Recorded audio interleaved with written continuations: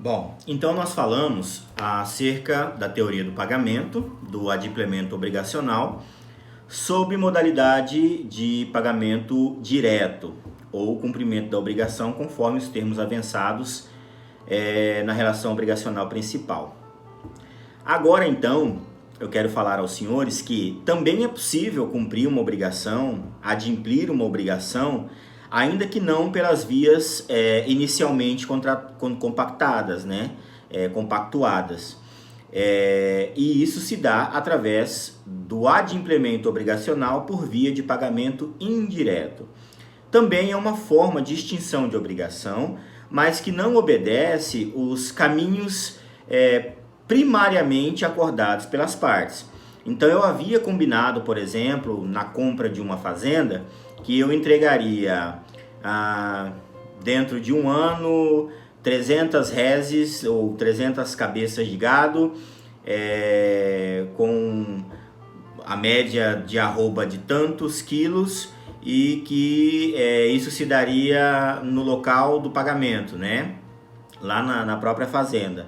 Só que naquele momento eu não dispunha do gado e eu pude, de repente, conversando com o meu credor, o meu acipiens, modificar essa forma de pagamento. E ao invés de entregar 300 cabeças com aquele peso, eu entrego 500 com um peso diferenciado.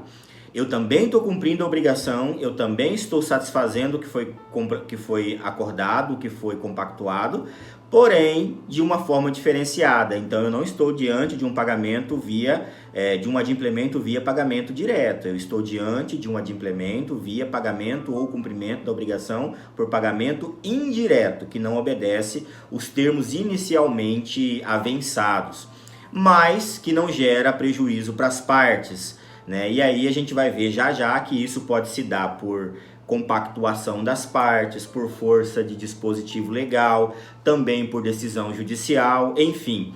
É também uma forma de cumprimento da satisfação, de cumprimento e satisfação da obrigação. Então, o pagamento por extinção por via indireta é aquele que não obedece às regras inicialmente compactuadas na relação obrigacional primária, mas que, contudo, satisfaz a obrigação do acipiens, do solvens em relação ao acipiens, tá? Então existem diversos meios para que esse solvens cumpra a obrigação. E nós vamos ver os principais que são elencados pela doutrina a partir de agora. E eu já quero começar falando a vocês através sobre o pagamento por consignação, que é um instrumento utilizado para cumprimento de obrigação e ele é classificado como um pagamento, né, da obrigação via modalidade de pagamento indireto, tá? De cumprimento da obrigação via modalidade de pagamento indireto, né? Considerado um pagamento indireto. O que é a consignação em pagamento ou consignação de pagamento, né? Na verdade, trata-se de um instrumento judicial que pode ser manejado pela parte, pelos solvens, para que ele cumpra essa obrigação, para que ele não incorra em mora, para que ele não se comprometa com juros, com multa, com correção monetária, com todos os acessórios, de repente o distrato, a perca do bem, a perca da arras, enfim, coisas que a gente ainda pode ver mais adiante, né? Mas é um instrumento utilizado. Trata-se de um manejo processual, é uma ação específica que você vai fazer pedindo a consignação em pagamento daquele valor. E aí você deposita em juízo aquele pagamento, né? E você, através desse depósito judicial, que pode ser na conta única ou pode ser em uma conta bancária específica para esse fim, e notifica a parte ou deposita em juízo e já entra com a ação e a parte vai ser citada e intimada quanto àquele pagamento para apresentar as suas respostas e requerer, se for o caso, o levantamento dos valores através de um alvará. Então o pagamento por consignação é uma forma de se livrar da responsabilidade em relação aos acessórios da obrigação principal quando essa obrigação não pode ser cumprida. A consignação em pagamento é uma ação muito simples e que tem grande eficácia e grande valor. Ela pode ser utilizada, por exemplo, quando o credor desaparece, quando o credor encontra-se em local incerto e não sabido, ou quando ele deixa uma conta que não tem como ser depositada, ou quando ele indica um local de pagamento que é impossível de ser realizado, ou quando ele simplesmente se recusa a receber, porque tem credor que age de má fé também, né? Tem empresas que dificultam o recebimento, né? Às vezes a gente está diante de um financiamento, de alguma coisa assim, a empresa dificulta o recebimento. Então você pode depositar em juízo e solicitar a extinção desta obrigação. E com certeza ela será extinta, né, por força de decisão judicial. Na minha prova da OAB, quando eu fiz, eu escolhi a segunda fase em Direito Civil, que é a matéria que eu mais me identifico e mais tenho afinidade. E eu tive a grata satisfação de ter como peça a ser desenvolvida na minha segunda fase justamente um pagamento em consignação. Na minha questão indicava que uma pessoa possuía uma obrigação a ser cumprida e ela não tinha como fazer o pagamento porque o seu credor havia se mudado, não deixou contato, não deixou endereço e ele tinha a dívida, queria pagar, mas não tinha como. Qual que era o caminho a ser utilizado? Ação de consignação em pagamento, né?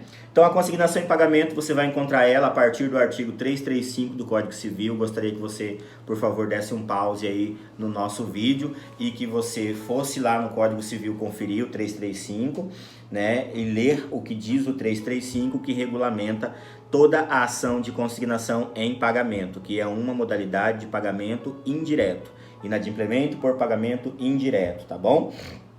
Essa consignação pode ser de valores, de bens móveis, imóveis, enfim. Ela pode acontecer de diversas formas, tá bom? Nós tivemos um caso também no escritório de uma cliente que sumiu, né, que nós entramos com a ação e ela desapareceu. Nessa época eu não tinha o meu escritório ainda, eu era associado a outro escritório. E essa cliente desapareceu, não apareceu mais, sumiu. E o dinheiro dela, nós ganhamos a ação, o dinheiro dela saiu, né? A parte vencida pagou através de depósito judicial. Nós requisemos o alvará judicial para levantamento dos valores, foi levantado e o juízo, enfim, né, determinou o pagamento e nós recebemos o valor. Porém, a parte sumiu, não tinha como pagar essa mulher. E agora, né? E aí nós fizemos uma consignação em pagamento para se resguardar, né? E aí você não fica obrigado aos juros, à correção monetária, porque isso tudo está lá na conta única e os juros vão ser incluídos lá, não conosco, né? E depois de 2 anos, mais ou menos, essa cliente voltou.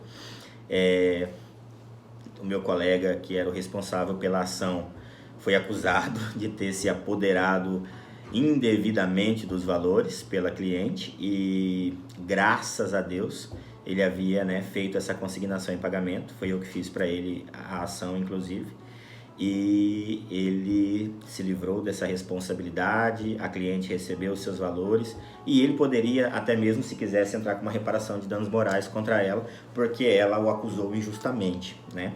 Enfim, a ação de consignação em pagamento é um instrumento processual utilizado que tem grande valia, tá bom? A ser utilizado pelos solventes para o cumprimento da obrigação ou adimplemento da obrigação através da modalidade de pagamento indireto. A outra figura utilizada como modalidade de pagamento indireto é a imputação do pagamento, está previsto no artigo 352 do Código Civil, você pode olhar lá também. E essa imputação ao pagamento é uma prerrogativa, uma possibilidade que a justiça, que a lei criou para favorecer o devedor que, diante de uma situação em que ele possui mais de uma dívida ou mais de uma obrigação vencida, a ser cumprida para o mesmo acipiens, para o mesmo credor, ele tem o direito de escolher se ele quer pagar aquela ou a outra, porque aí ele pode escolher sobre aquela que tem melhores vantagens para ele. Por exemplo, quitar de forma integral a dívida que lhe gera mais juros, né? que lhe é mais cara e não pagar a dívida que lhe é mais barata, para que assim ele possa procurar outros meios, né, e se programar melhor para conseguir honrar esse compromisso também. Então, aquela situação em que você tem às vezes 3 operações no banco e o banco se recusa a receber uma delas porque você tem que pagar tudo, você pode utilizar aí o manejo do instrumento de imputação do pagamento e indicar aquele pagamento, né, notificar o banco extrajudicialmente primeiro, né, que você deseja quitar aquela dívida fulana de tal, e ele não tem o direito de não receber aquela dívida, se todas elas já estiverem vencidas, né? E aí o credor tem que dizer que aceita. Caso ele recuse, você pode manejar então a ação de imputação do pagamento para poder escolher qual é o crédito que você deseja sanar primeiro, tá? A terceira modalidade de pagamento via adimplemento, né, via pagamento indireto, é o pagamento com subrogação, que nós até já começamos a falar lá no pagamento direto, né? A diferença é que nesse caso aqui, o terceiro interessado ele vai estar diante dessa situação e ele já assume a responsabilidade de pagamento.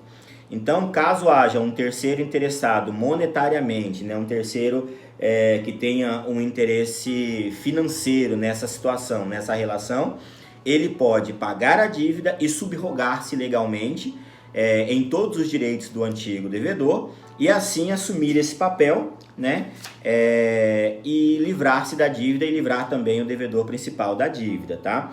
E aí essa subrogação, ela pode acontecer de 3 formas. Ela pode acontecer de forma legal, prevista no artigo 346 do Código Civil, tá? Que são aquelas hipóteses em que há, por força de lei já, uma pré-determinação de que há possibilidade de subrogação, até mesmo por força do próprio contrato, né, de se ele rezar nas suas cláusulas que há essa possibilidade de subrogação, e aí nós estaremos diante de uma subrogação legal. Há ainda uma subrogação convencional, e essa é bastante utilizada, fiz uma ontem, onde as partes concordaram em substituir credor, né, em substituir devedor, né? Havia uma dívida e o meu cliente é o credor, e esse devedor desejava repassar alguns cheques e algumas outras coisas de uma terceira pessoa como forma de pagamento, e aí essa terceira pessoa assumiria a dívida, né? Há portanto, uma subrogação convencional, é muito utilizada nos negócios corriqueiros, tá? Negócios da vida cotidiana, tá bom? E ainda uma subrogação judicial, que, dependendo da situação, poderá acontecer por força de determinação judicial, né? Todas as consequências da subrogação, seja ela por terceiro interessado ou por terceiro não interessado, que é o caso do interesse afetivo, vão ser aplicadas da mesma forma, valendo aí, portanto, o que eu expliquei no vídeo anterior, tá bom? Quarta forma de extinção ou adimplência.